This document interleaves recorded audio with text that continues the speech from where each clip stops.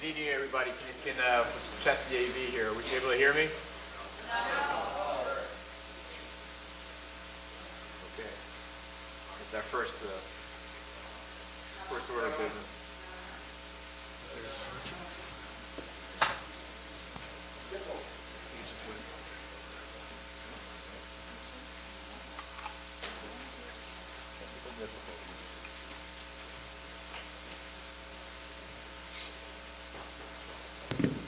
There we go. All right, thank you. Well, again, good afternoon, good evening, I guess it is, everybody. Introductions, my name is Bob Scott. I'm a commissioner with the Department of Environmental Services. I wanted to welcome you here and thank you for coming. I'll say a couple things. I want to express our appreciation for the towns and the residents, too, that have been impacted. We're here to talk about a consent decree that we've recently executed with St. Cobain, or St. Cobain as they call themselves. But I wanted to express our appreciation for, the town and the residents. We know this has been a 2-year journey and it's not over yet. We appreciate your patience and understand many of your concerns. What we wanted to do is a couple things, is to explain what the consent decree talks about, but also, almost as importantly, is what it does not cover. We also want you to understand that many of you have seen the graphics out in the hallway. What has been negotiated is unprecedented in state history. So the size that is covered, the area that is covered, is unprecedented. So I understand for many that 2 years has been, what have we been doing in that time frame? But I don't want you to feel like we've been doing nothing. But we appreciate your patience. But this is unprecedented as far as what we've been able to accomplish at the state level. So again, our intention is to explain the consent decree. Assistant Commissioner Clark Friese, will be explaining it. He's kind of been the head of this, the lead on this since the beginning. And he's been to many meetings like this and has been knocked on many doors, actually. So he's met one-on-one with, I'm sure, many of you also. So I want to thank him and also thank the team. Many are out in the hallway. Again, the intention of today is to educate to the extent we can, explain what was done, and also answer any questions that you have. Clark has volunteered and will be in the towns with office hours tomorrow. We're thankful we have the community television. I understand it's being streamed, so that's available for people who can't make it tonight. So we appreciate that also. So without further ado, I'll introduce Clark Friese. I'm going to step off the stage, but we'll all be here for answer any questions you have. We all have either green shirts or green tags on to identify us as from the Department of Environmental Services. So thank you again. Clark? Thank you, Commissioner. So, again, we're going to go over, the primary focus today is the consent decree. We did have a meeting with the town administrators and town leadership from Bedford, Merrimack, and Litchfield late this afternoon. They did recommend that I up front say there are some things we are not going to be talking about. MVD and MVD's wells are not a part of a consent decree between the state and St. Cobain. Your personal water bills, which are an issue between you and St. Cobain, are not part of an agreement between the state and St. Cobain. And I realize a number of people would like those things to be addressed, but as a state, since I can't sign away your rights, I can't negotiate on your behalf. Because if St. Cobain wanted to sign a deal for a water bill, what they would be looking for is me to swear that you cannot sue them. And one of the things we really want to get across in this consent decree, this is between the state and St. Cobain, and it explicitly states that your right to go after them in whatever way you choose is not in any way fringed in by this. You have the right to take any grievance you have and take it to court, or to join a class action lawsuit. The towns, for any damages that have been done to the towns, have the ability to also go. None of that is abridged. And I know it's been one of the big concerns. We've gotten a lot of questions about that. So I wanted to hit that up front. So, I'm sorry?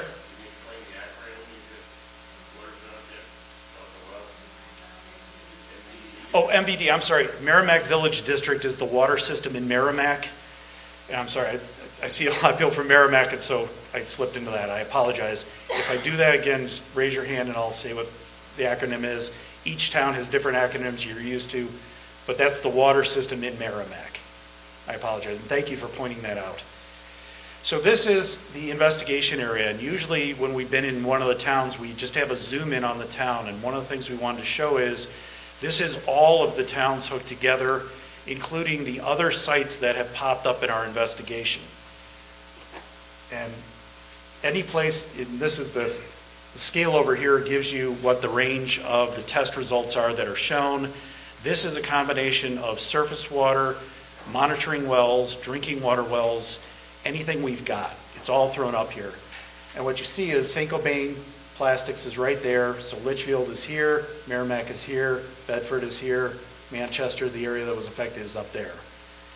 But we're also surrounded by a number of other investigation sites. This is the Amherst site that's also getting a public water extension where TCI used to be.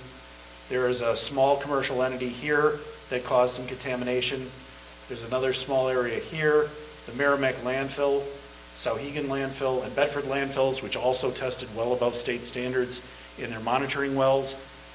And then also you have a site over here on Mammoth Road, again, where some commercial activity happened. And then up by the airport, you have TCI's new facility. So while this area is clearly impacted by St. Cobain and needs to be addressed, we also want to give you the context that it's surrounded by a number of other sites that are not part of this consent decree. This is focused just on the St. Cobain piece. I don't know which one of these things to use. So first thing, what is a consent decree? I'm not a lawyer, I'm an oceanographer. I got into this and they started saying CD, and I thought they were talking a little music system. CD is not a compact disc. A consent decree is basically you go to court, we sue St. Cobain, and we immediately put an agreement on the table that says we've agreed to settle this lawsuit for these terms and conditions. We do this in Superior Court. The Superior Court judge agrees to take it on, and at that point, he oversees that we both do what we said we would do in the consent decree. And that's how a lot of these things get settled out. Instead of actually going to court and suing and going through years of litigation, we basically file suit and immediately say, here's how we've agreed to settle our grievances with St. Cobain. And again, very importantly, it does not limit anybody else's right to take an action against St. Cobain on behalf of themselves, their business, or their town.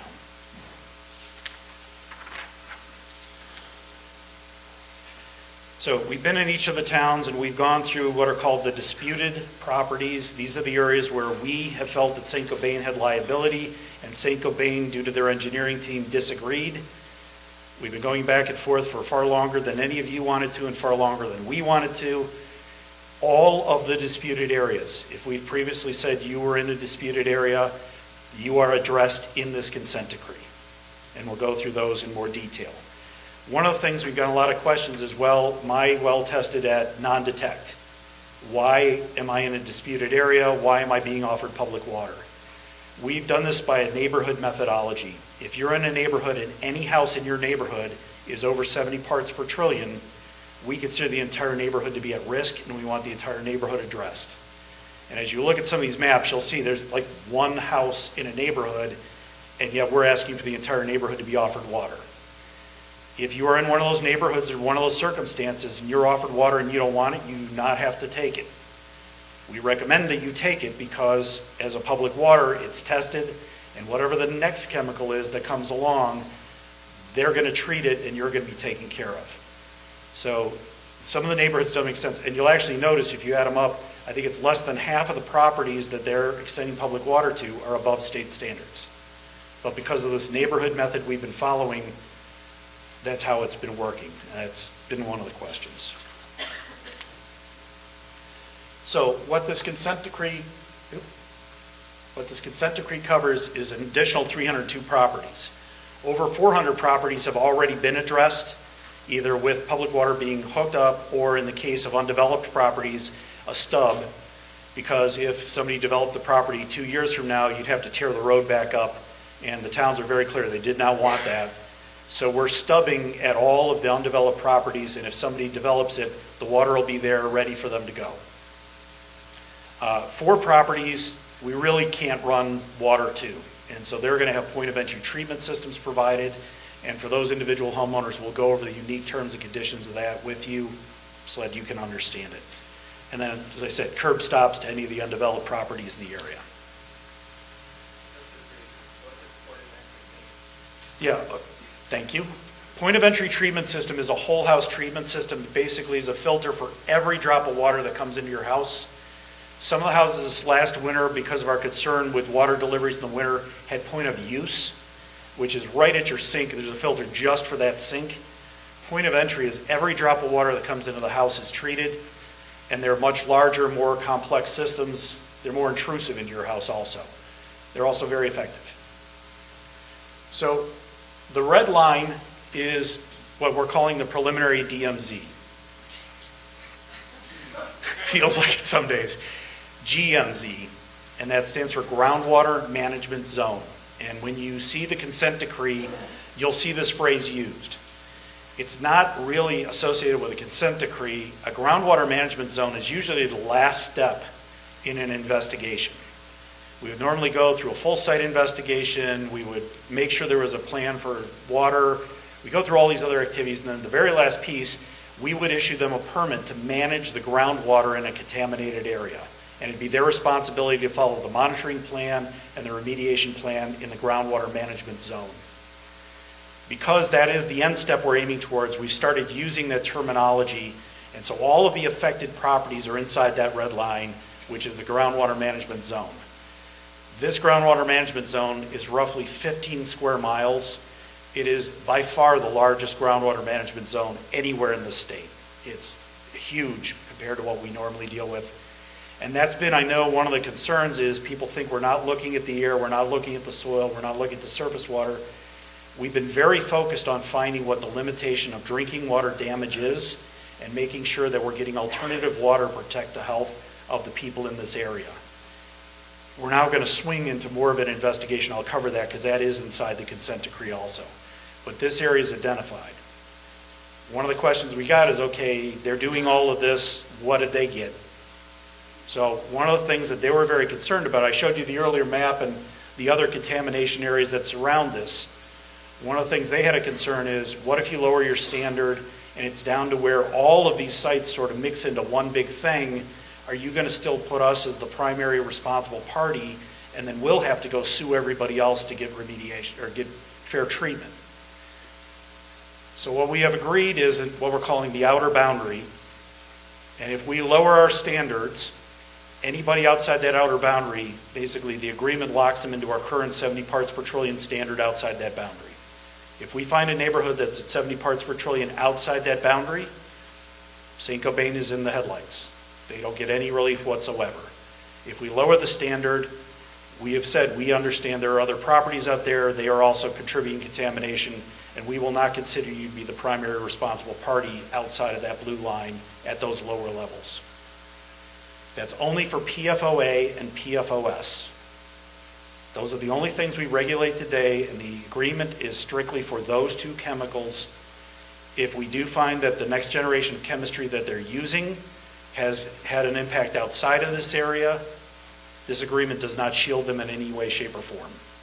It's just for those two compounds, the old chemistry that they've stopped using. So town by town, and for those of you who are not in the towns that we do, I apologize since we're in Litchfield, we're doing Litchfield first. Basically, if you are used to Litchfield, Hillcrest is where the previous effort stopped, down to the library.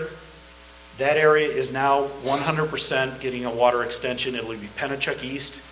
Pennachuck has been asked to meet on Friday to propose how they would do the design and build of that effort with St. Cobain, and that will happen Friday morning.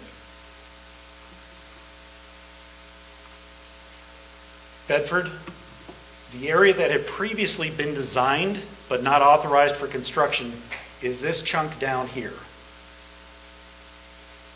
What will now happen is all of this area, all of the properties that are either this purple or red will be addressed. The 4 point of entry systems are this, and the hunting club over here. In addition, all of these properties that are part of Manchester Waterworks franchise will be connected. Most of those have already been designed, and this section down here has already been designed. For the efforts that have already been designed, Pennachuck was told this morning to get it out to bid and get moving. They believe they can get all of the mains for this area in this summer, and a significant portion of these houses done this summer. This section up here does not have any design work done for the houses, and apparently some of the properties have fairly extensive landscaping, and so that design effort might take a bit of time. We have a commitment from Cobain that all of this work that you're seeing tonight will be done by November of next year. The goal is to get all of this completed this year, but some of this that has more intricate design work necessary may not get done this summer. But the main should be in, and the majority of these should be done this summer. Yeah, and so I apologize because Bedford has, I think, the most complicated water on the face of the planet. You have more systems hooked up inside of this town than anywhere else. So I'll try and explain this. If I don't get it clearly, please ask questions. So east of the highway is Manchester Waterworks franchise. There are already Manchester Waterworks mains that run all the way down to the line, and that will all be Manchester Waterworks water, and you will receive a Manchester Waterworks bill. Over here is Pennachuck's franchise. It will be Manchester Waterworks water, but a Pennachuck Waterworks bill. The other area that Pennachuck serves over here, Cabot Preserve, is already serviced with MVD water and a Pennachuck bill. That will remain MVD water with a Pennachuck bill. There are other systems on this map. I find it confusing. Merrimack. This is the area out to the west, which was originally, St. Cobain said they would do it, and then when it became disputed, they have held off. There are 3 neighborhoods, and again, you'll notice this odd pattern that only a couple of houses are above standards. Some are almost non-detect or non-detect, but they have agreed to do the entire neighborhood. This will be MVD water with an MVD bill. The work will probably not be done by MVD. They have been using an engineering firm called CT Mail. They've done the other connections in Merrimack. They are discussing with Pennachuck and some other companies if there is a firm that might be better able to do this and do this quickly and do it well, because this is a fairly large design and build effort. They have committed that that firm will be identified by next Friday, the 30th of March. And they will be told to expedite getting this out to bid and getting to construction. We do not, since there's been no design work, we don't know what amount of ledge there is inside of these neighborhoods. And so I really can't predict what the construction schedule would be. In a built-up neighborhood, if there's ledge, it takes a significant amount of time to get the mains in and then get the connections to the individual homes.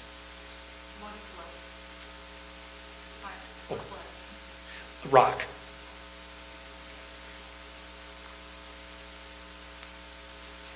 So that's the construction part.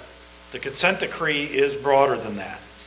One of the big things, as I said, we've sort of got this out of kilter because it's such a large and complex site, and we were so concerned about identifying contaminated drinking water and getting people on a safe source of water. We've now got to almost go back to the beginning, and one of the big requirements is they've got to do a full site investigation just like it was only one plot of land. They've got to go through everything to all the regulations of the state.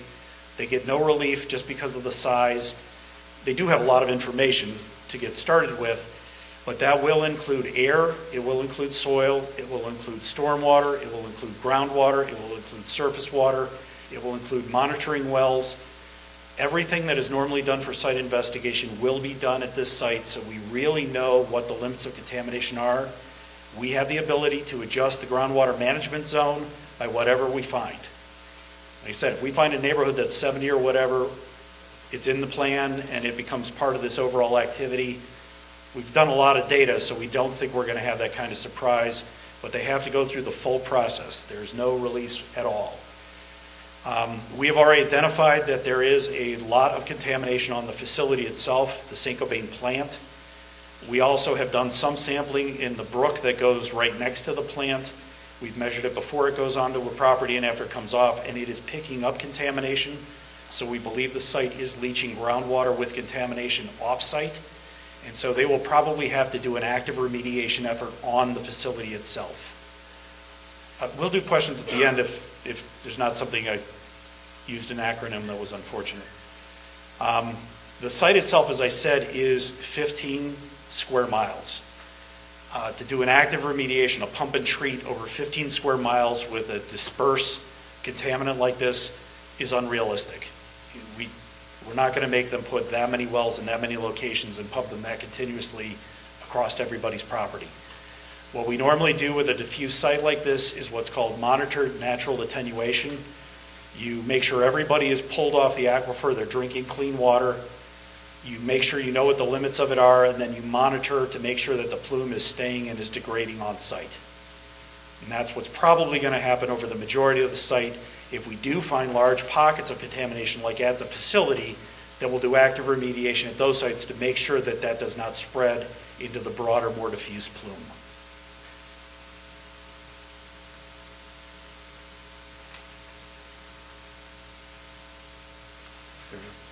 So this is the more normal pattern that we would follow. We would discover it happened. We'd have a very short, very small emergency response, usually 1 or 2 houses.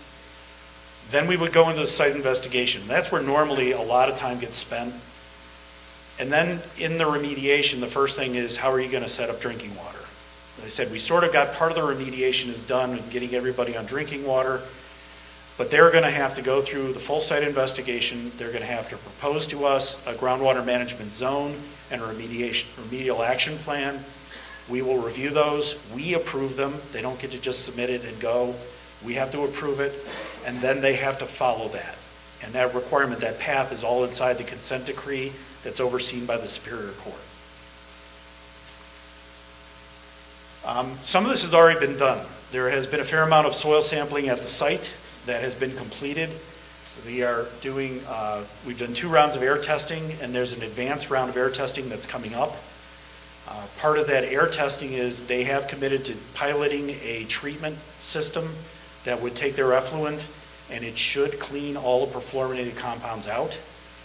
We're doing a dual lab testing what goes into that treatment system and what comes out to make sure that the system actually works.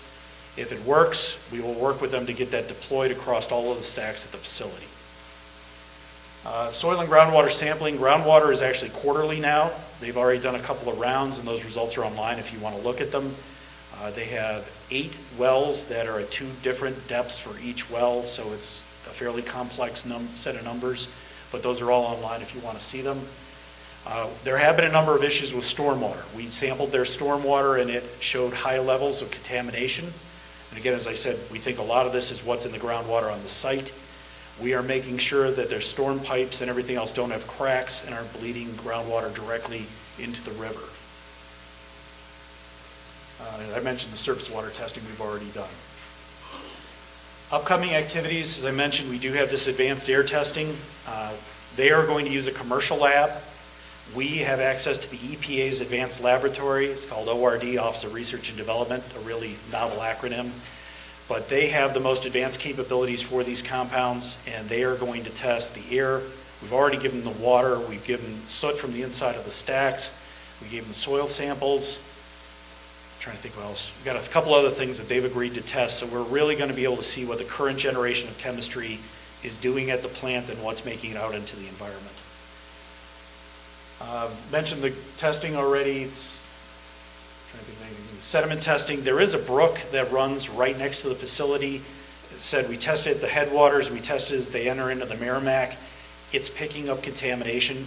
So we're also going to make them do soil sampling, sediment testing in the river to see if there's any concerns about the trout that live there and whether we need to post a no fishing zone. Periodic testing of drinking water supply wells. So if you're in a neighborhood and you're not getting the public water extension, we are keeping an eye on it. What we are asking is that anybody at 35 parts per trillion or above be resampled on a regular basis. Using the greatest uncertainty we had in any lab before Brandon found a problem with how labs are doing the testing and got it fixed, you can make a 35 into a 70. So it gives a really nice buffer between anything that should show up and any levels that rise. We should really be able to keep an eye to make sure that anybody who is not currently covered does not become an issue. And if you do get close to 70, you obviously would bring in public water at that point. So none of this is going to happen overnight. I mentioned there's the one area where in Bedford where the designs have been completed. That can go out to bid and get constructed fairly quickly.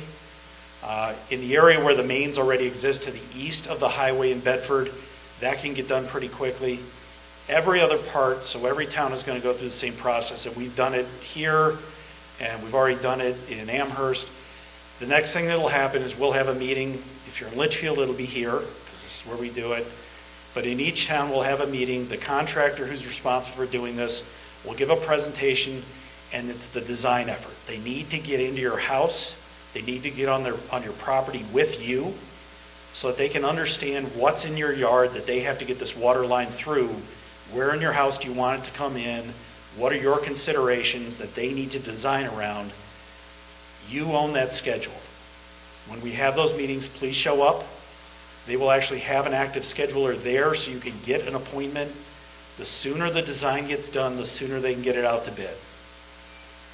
Once they got the design, they put it out to bid. Contractors have been pretty good. We've been really happy with the contractors that have been bidding and performing this work. They got to get bids in so that they can select the contractors.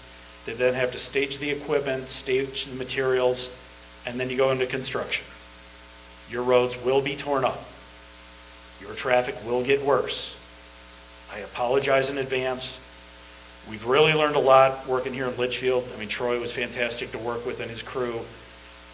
We'll try to not have it be too much of an impact, but it's impossible to put water lines into a road and not have it interrupt things.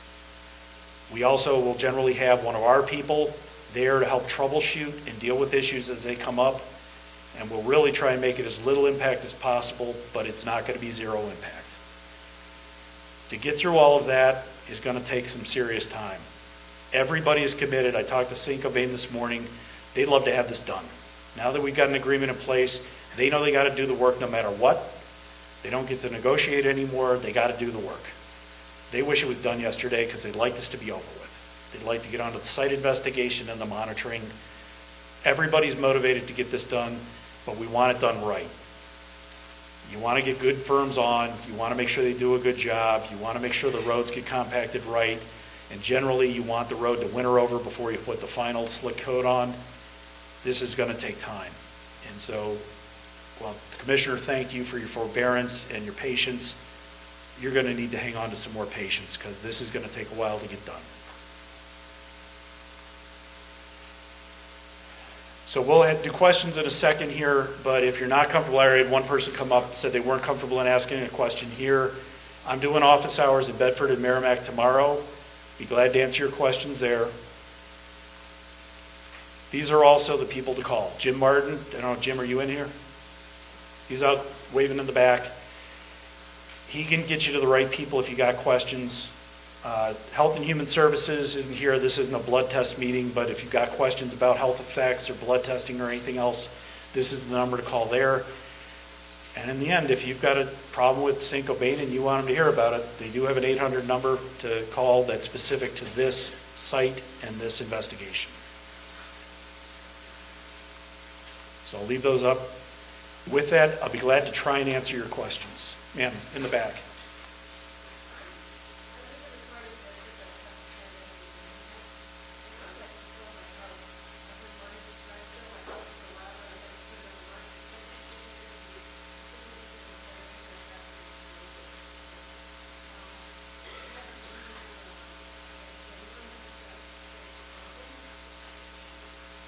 Could you say the last part again?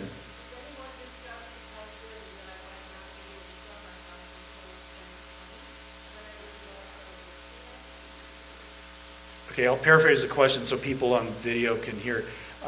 The woman has a concern. She has a property in Bedford that's in the area that does not currently have a design. She wants to sell her house.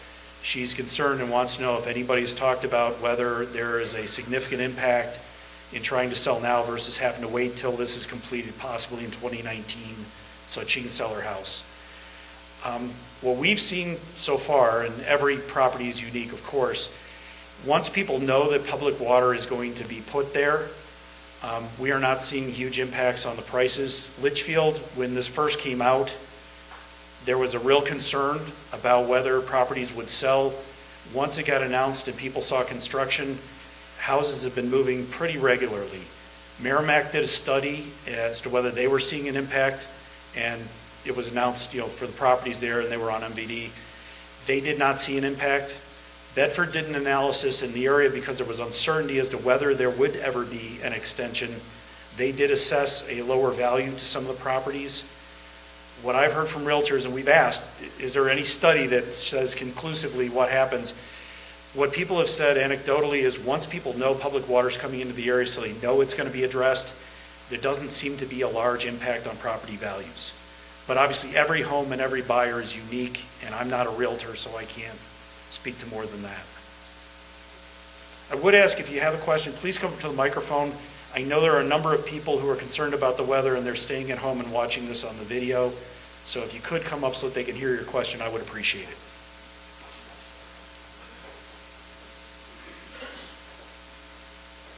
What is the status of the wells being decommissioned? Are they going to just do specific times, or are they going to do all the wells specifically? Does that, I don't think, so the question was about decommissioning of wells. Thanks, Commissioner. Decommissioning wells is specifically written into the consent decree. If they extend public water to your house, they must pay for decommissioning of your well. What we have been doing to date is you get the option, if you want to retain your well for non-consumptive use, you can do that, and they will hook you up to your outside hose or your sprinkler system. Please don't do that. Decommission your well. Get yourself disconnected from the contaminated water. Highly recommend that you do that. But yes, they must pay for decommissioning of the well, regardless of what kind of well you have. Is Bailey still the ones that are doing that process, or is it somebody else? There'll be new contractors for this next round. As I said, in the case of Merrimack, it sounds like you're in Merrimack? Litchfield. Oh, Litchfield. Penachuk is going to run that effort, and they're going to go out to bid for new contractors. I talked to Larry Goodhue this morning. Sir? You're monitoring St. Cobain's for the POFA contamination, but they've since changed those chemicals that they're utilizing in the plant. Are you monitoring for the newer stuff that they're using that they're still venting, or is it strictly going to be monitoring for the POFA contamination? Excellent question. We have been going out and testing for what's called Gen X. Yep. So there's sort of two things. One is there's a whole new generation of chemicals, and that's sometimes referred to as Gen X. There's a specific chemical called Gen X that is sold by Chemours, which is the old DuPont. We have been doing testing. We've got over 500 tests for Gen X in groundwater. We have not detected any of it. There's another Generation X chemical called Dimona. We've done less testing for Dimona because we don't believe it's in their chemistry. In addition, ORD has gotten samples of every chemical that they're using, along with groundwater, soils, and soon-to-be air samples, and they have the ability to go and see what of the next generation of chemicals beyond Generation X they're using, and we're testing for all of that. And you found no contamination thus far of those other Well, chemicals? the ORD part, we're just starting to get the first results. They're a research and development lab, and this is a brand new method, and to some degree, this is the first real field test for this kind of a plant. They've been testing near where Chemours builds these chemicals. This is the first time they've been using it at a facility that uses these chemicals. And so it's been a slow process, but they've been working with us to help us understand. We're hoping in the next couple of weeks to actually have those full reports of what are the chemicals that they're seeing. We're also going to add the air testing in, which is going to get done in a couple of weeks, so that'll be another month or two before we have those results. Thank you. Thank you.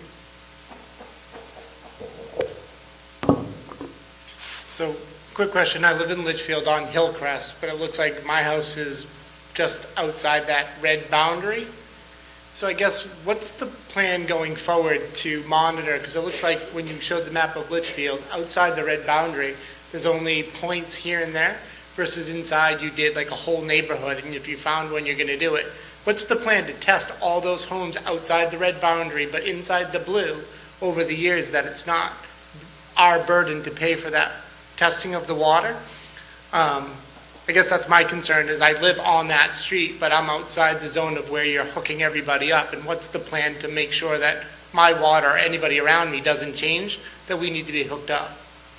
Right. So as part of the site investigation, they will do a round of monitoring to make sure that we have the boundary drawn in the right place.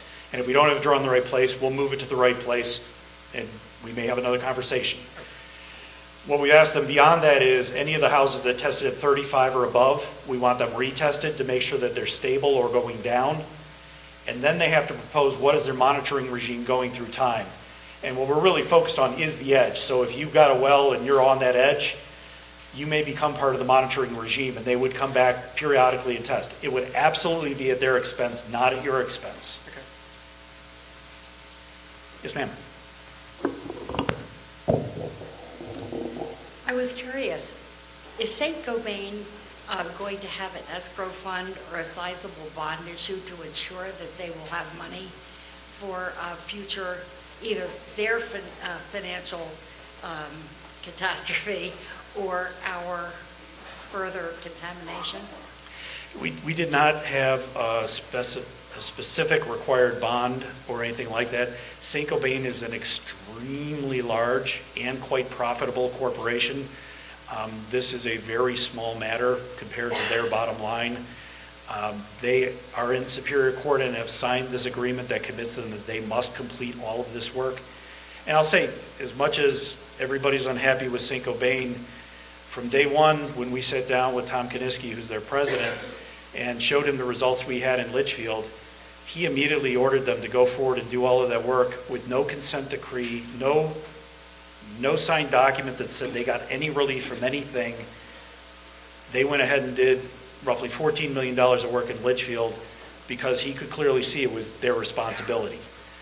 The only time where we've really gotten into this more contentious mode is as we've gotten miles from the plant and their engineering has said it wasn't their responsibility and there was a dispute. That dispute is gone now. They've signed the document, it's going to Superior Court, and they have to complete this responsibility. Thank you.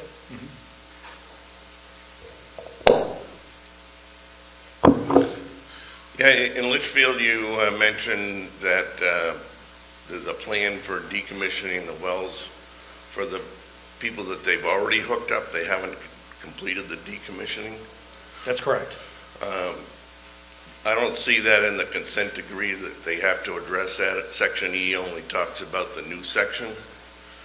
And besides, what is the schedule and who is the contractor? Because when we talked to them in the fall, it hadn't even been approved by the state on the procedures for it. Yeah. Are there approved procedures, and is there a contractor that we can contact to find out where we're scheduled for the decommissioning?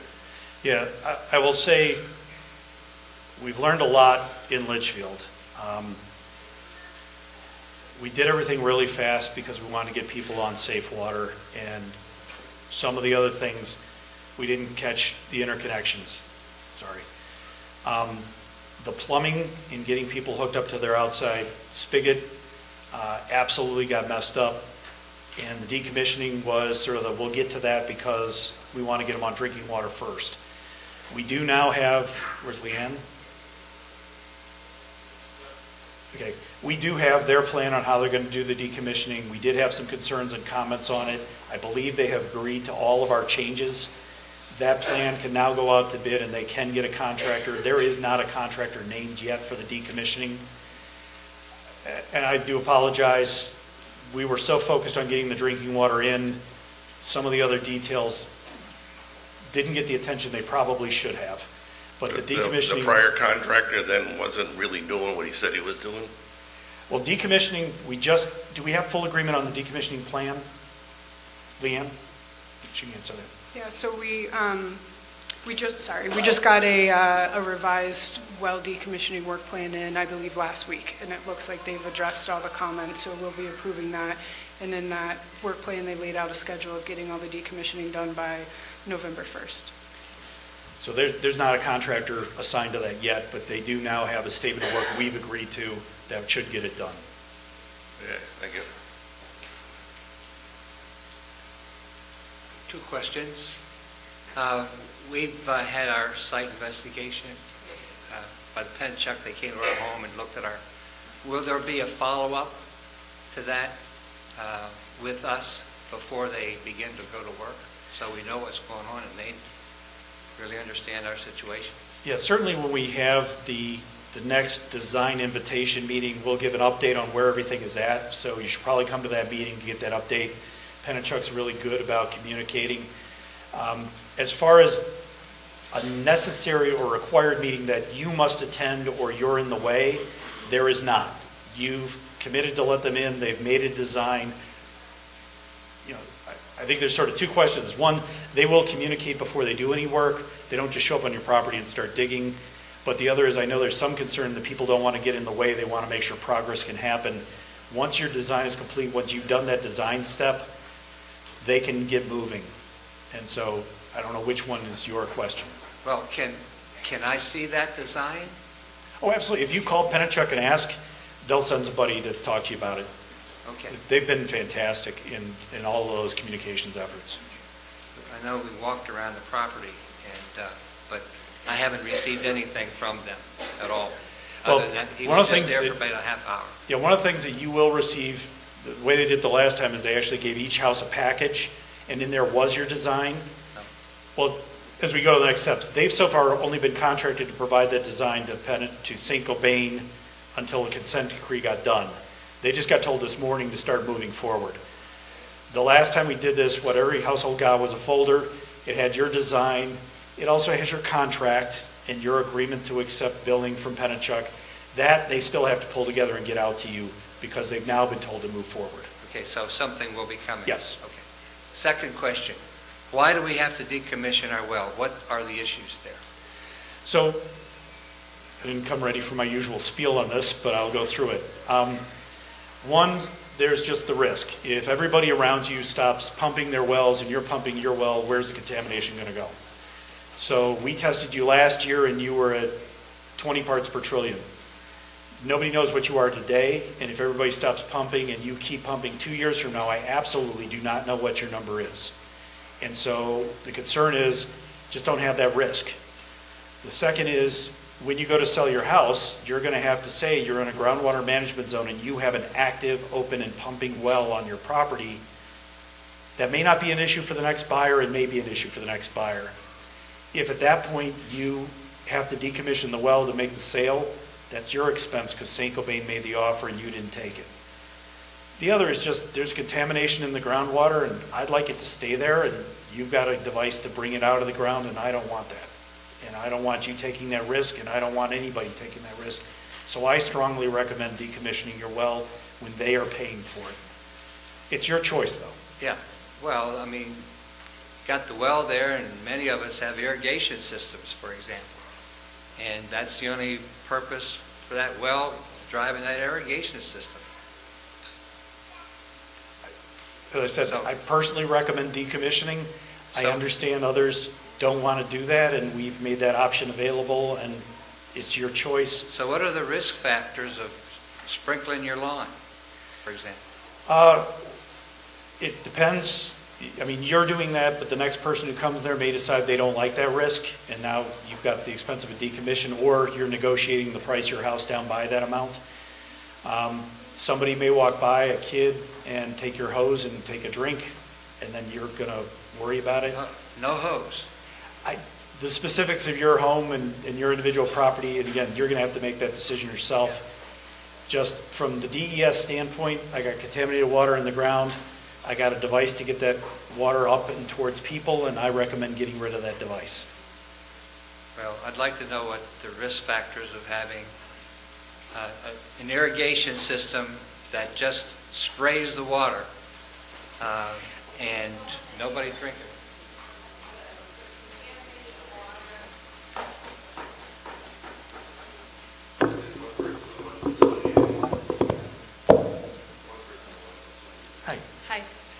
I'm in one of the zones that has yet to be designed, so just, I'd like to know when I might hear from someone and who would I be hearing from?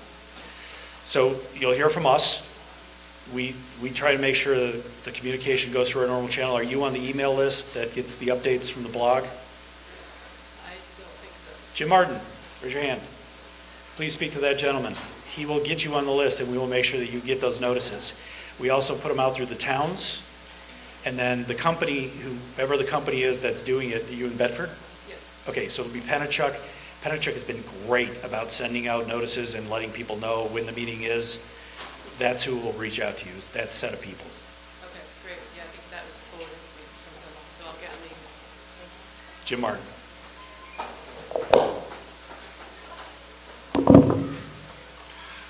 Clark, I understand you talked about soil sampling, and I guess it pertains directly to the St. Cobain site, is that correct? No, elsewhere also.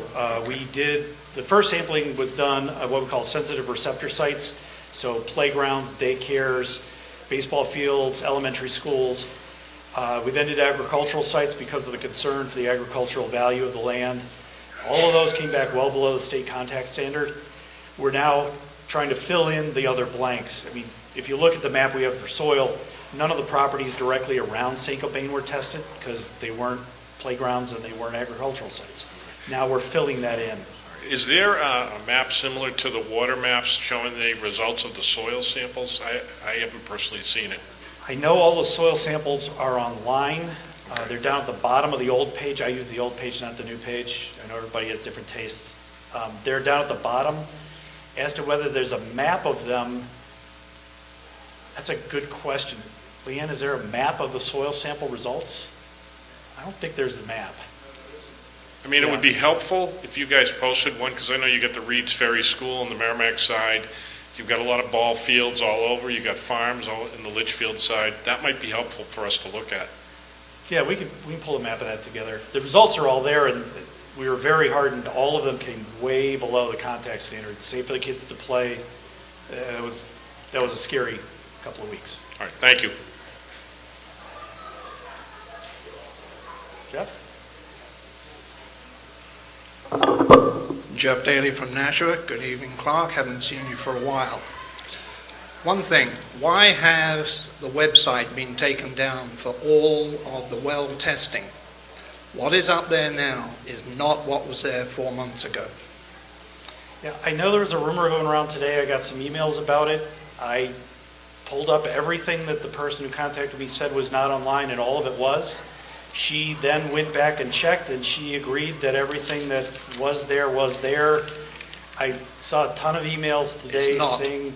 That is 4 months ago, and you pull it up today, all you get is green and the occasional orange and yellow. Jeff, I know we've been having problems with your personal computer, and we've gone through a bunch of reboots. I got contacted by somebody today. I pulled it up on my phone and a laptop and a standard old-fashioned box computer. The maps all came up. When I called her back, she pulled them all up, and she agreed that she could see everything that is current. This rumor was flying around today, and it's inaccurate. All of the data that was ever displayed is still displayed. I just tried it before coming in here on my Samsung cell phone. I could not pull this original I wouldn't one. recommend using your cell phone for a fully interactive GIS experience. They're not the best device. Well, I pull up the city of Nashua, and there's no problem. Jeff, all I can say is I got contacted by this today, and after I went over with the person, they agreed everything is online. There is no hidden data. There are no hidden maps. Everything, no, it's we're changed. trying to get everything out as much as we can. I'm saying it's changed. Only that there's more data. You don't have the colorization on it. It turns up as green. Jeff, if you got an issue with the displays you're seeing on your phone, I'll be glad to go over with you afterwards. It's not just my phone. I have 4 other people who live in Nashua, can't get to the original site. I'll be glad to go over with you afterwards. Okay. Now, the other thing is, and ladies and gentlemen, don't get upset.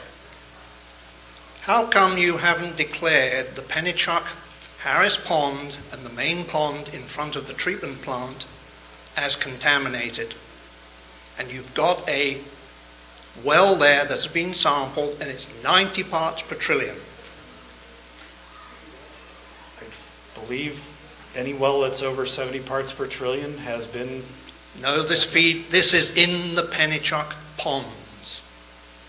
I don't believe we've had any measurements of the Pennachuck ponds that are anywhere near state It's on standards. your website. It's on the data that is on the website. Look it up. Brandon says it's not. I've looked at that. It is. If you think there's something missing in our investigation, we'd be glad to sit down with you and You go over need point to by tell point. the public, because now you're getting everybody onto Pennachuck water. I can tell you Mayor Donchius is very concerned now that he's found out. He went onto the website. Well, first of all, no one in this design area is getting a drop of water from Pennachuck Central. They're Yet. getting, no, Yet. ever. They're getting Manchester Waterworks or MVD or Pennachuck East. Then why has Pennachuck been laying pipe out here in Litchfield? Say again? Why has Pennachuck Waterworks been laying pipe out here in Litchfield?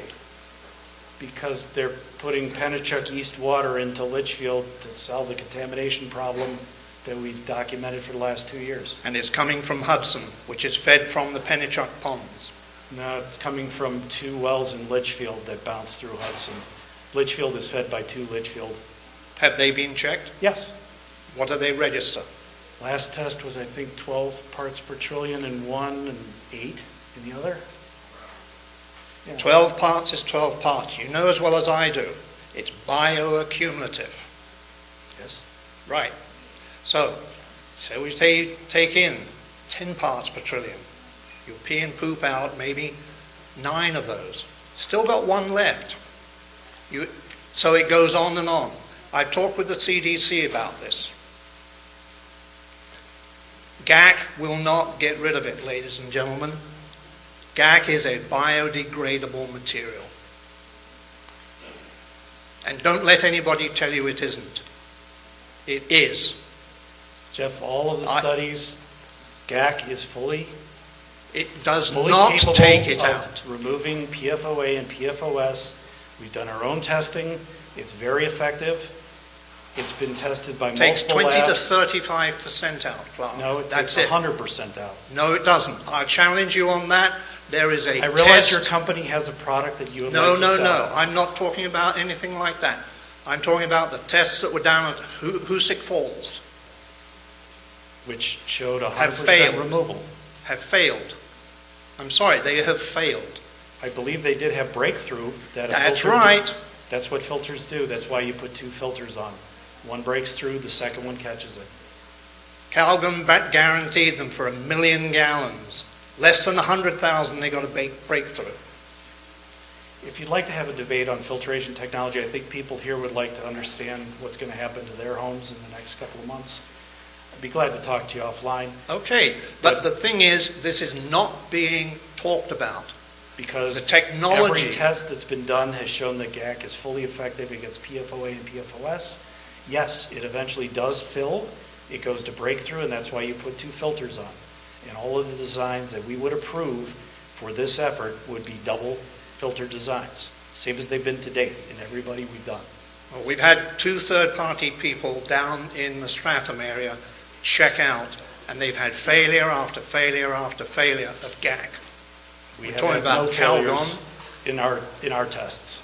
Well, I'm sorry, but ladies and gentlemen, if you're put onto the Pennachuck water, please be aware the Pennachuck ponds have got 90 parts per trillion in the Harris Pond, and it is on their website, and has been for a long, long time. No, it's not. Do you want to put money on it? Sure.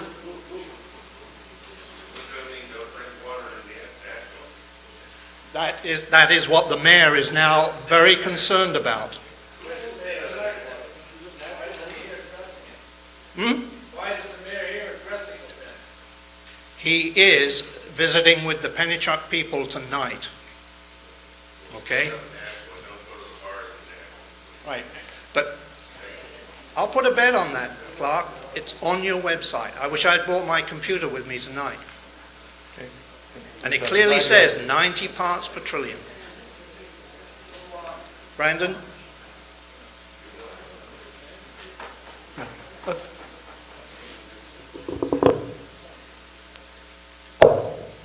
Hi, Clark. Kathy Stack Hi, on how are you, Merrimack. Kathy? First of all, thank you. Secondly, I continue to have a bit of a concern about the property adjacent to St. Cobain that is being looked at by Flatley, I believe. yes. And I'm sure we're doing extensive testing and soil depth and all of that. I just wanted to be reassured that we are. Yeah, I had a meeting with Kevin, I'm trying to remember Kevin's last name, who's the project manager for that site. We told them that they could not go forward. They do have all the proper permits. They've done everything they're supposed to do. But with the discovery of these contaminants at the facility next door, we've asked for additional sampling. They did a first round of soil sampling. They actually came back quite low, lower than I would have expected. We've agreed with them a statement of work to do a more in-depth soil sampling, and they have given us access to monitoring wells on the property, which Brandon is going to get to this week, next week. Coordinate with Leanne. So we will have those samples. They will not dig anything up until we have those results, and they will not dewater anything until we know what the groundwater looks like. Thank you very much.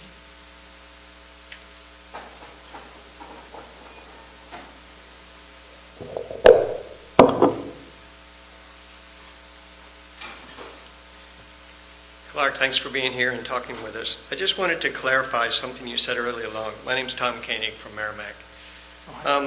You said that, well, my understanding is the state has a responsibility for water in the state of New Hampshire, cleanliness and purity and whatnot overall. We saw that with the MBTE issues and things of that nature. But you said that the towns and individuals can, in fact, take on St. Cobain directly over concern of contamination or damage to the property or whatever. Can you just kind of amplify on that a little bit? How come that's not a state responsibility? Well, it's not a state right. It would be maybe the easier way to look at it. You feel like you have been damaged by St. Cobain, and you would like to be made whole, and you would need something. For me to be able to go negotiate with St. Cobain and say, well, I want X for everybody in the room, I have to then be able to sign away your right to sue, because otherwise, why would St. Cobain agree? And in our state, I cannot sign away your rights.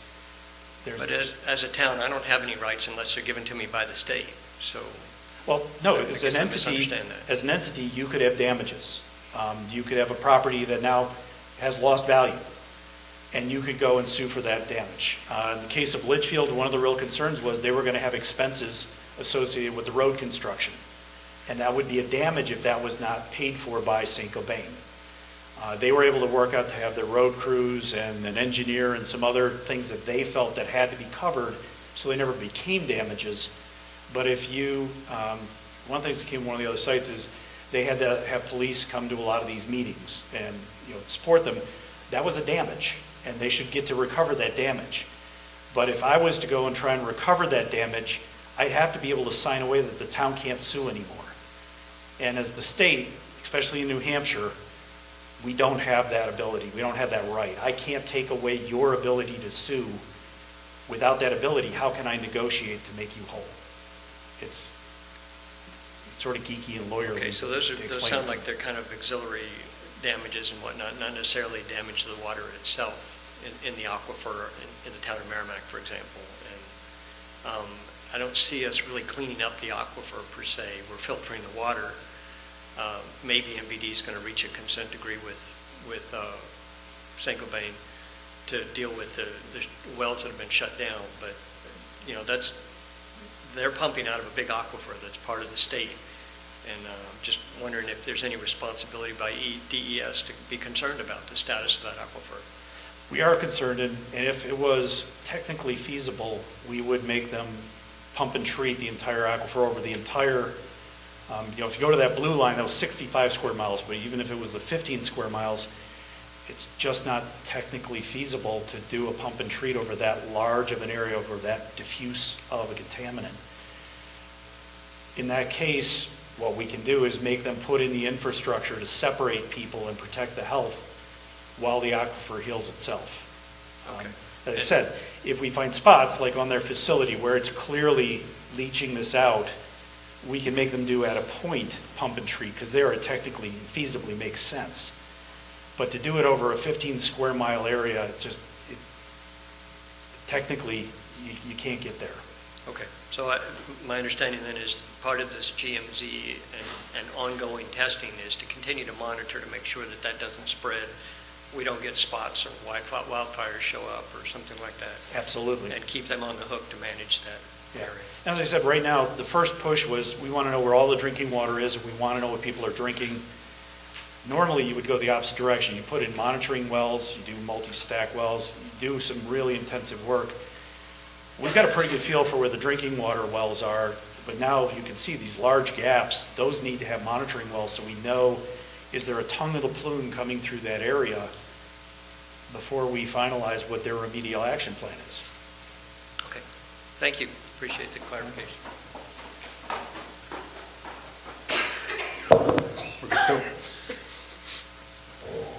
Yes, hi, I live in Bedford, and when you look at the maps, my house actually is on a street that's 1 block away from where the sewers are going to be, the waterworks will be put in, and across the street are where you have a good cluster where you have yellows and a couple of reds when you look at some of the well markers that were done beforehand. If you go a little further from my house, you can see where, from a map, where the yellows and the reds are. Behind them is Saint-Gobain, which certainly suggests that the PFOAs are coming towards our house. We had our well tested. It was definitely significantly, I think it was below 10 at the time when we had to test it. So my question is, where did the 35 for retest gauge come from? Because wherever there were 35s were 0 once beforehand.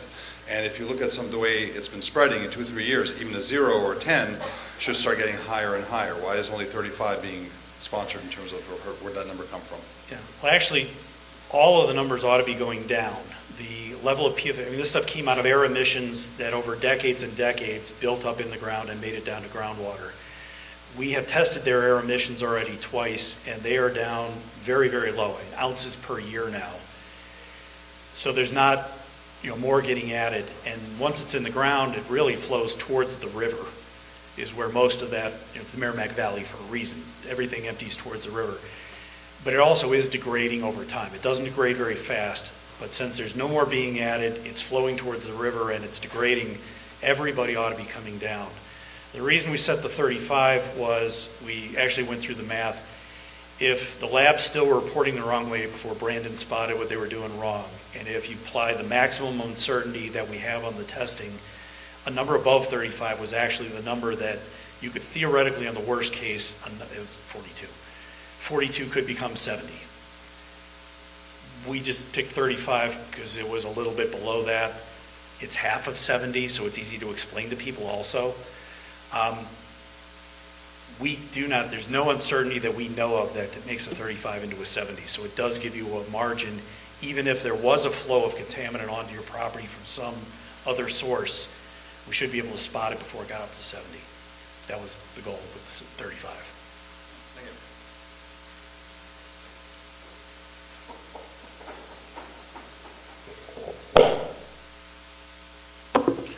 Clark, if there's no one else, I did want to tell her one thing we forgot to mention is Jim Martin's told me he's going to have the consent decree itself on our website tomorrow. So if you do want to see the legal document, that will be on our website tomorrow.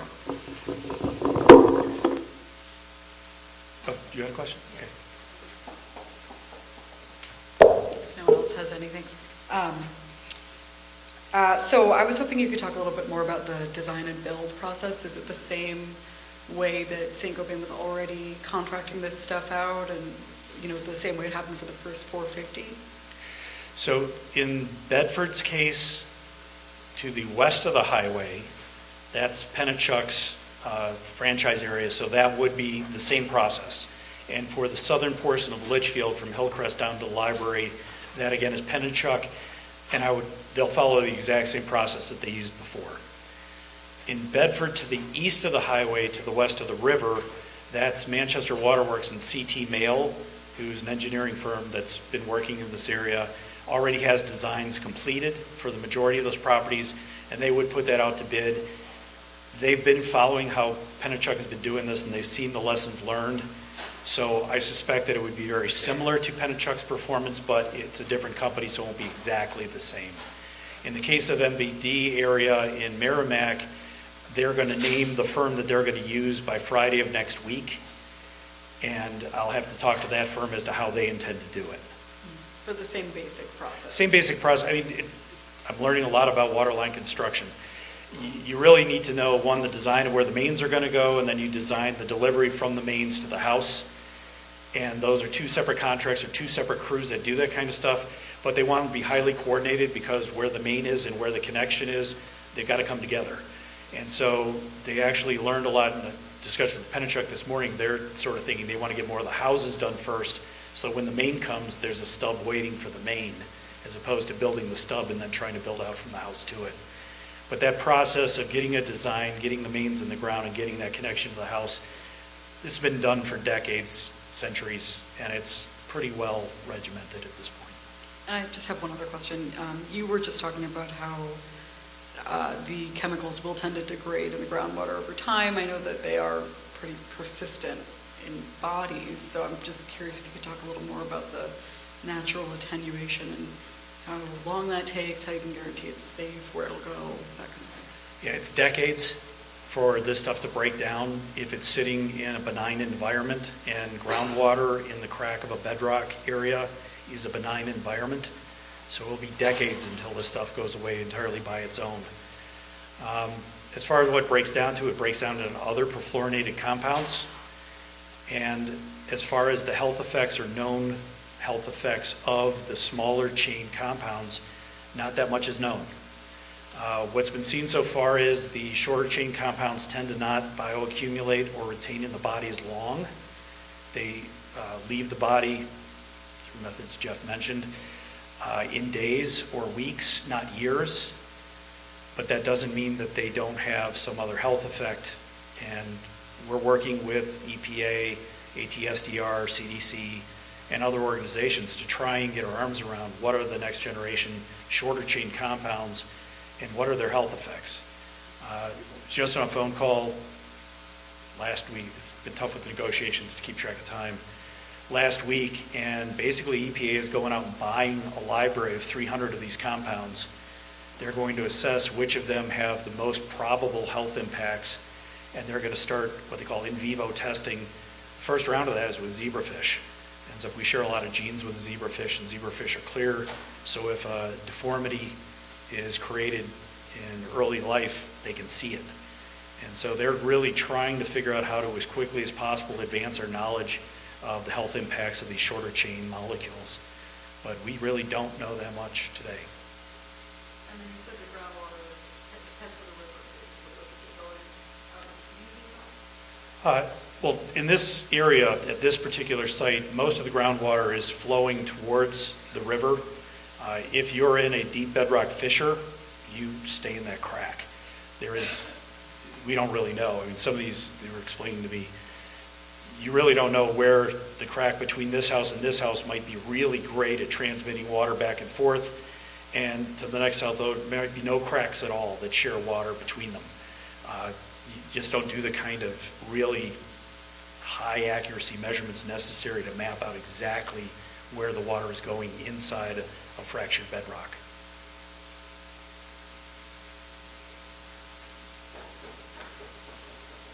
Yes, sir. Ken Page from Merrimack. You stated everyone that has a reading of greater than 35 should be tested periodically. We've asked them to do the retesting on Can you this. define periodically? Not yet. We've asked them to come up with a plan on how they're going to do that as part of the monitoring. They have to propose that to us. We have to look at it and agree to it. They have not yet proposed that full plan. We just signed the consent decree yesterday.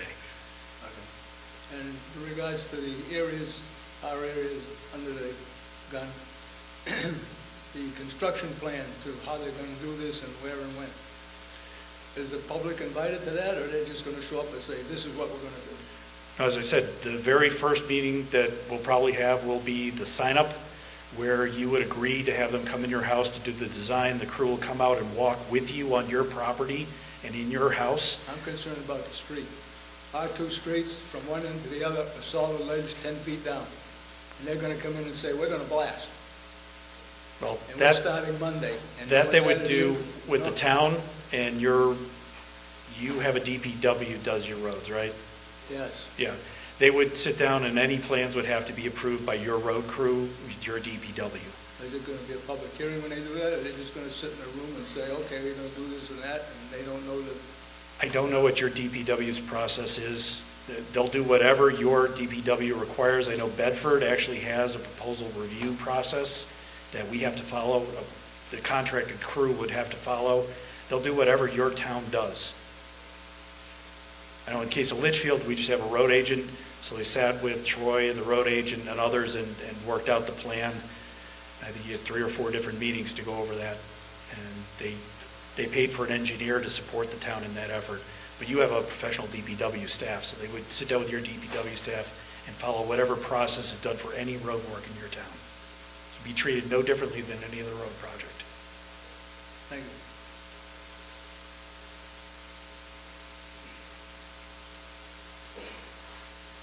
All right. If there are no other questions, like I said, the next meeting that you'll be invited to will be the design meetings. This is the part of the schedule that you own. Please come, please sign up, please make your appointment. Please help us get the design phase done as quickly as possible, because then we can do the next phase. I really appreciate, and again, we do recognize this is taking longer than anybody wants. We'll try and work through the next stage as fast as we can. Thank you. Thank you.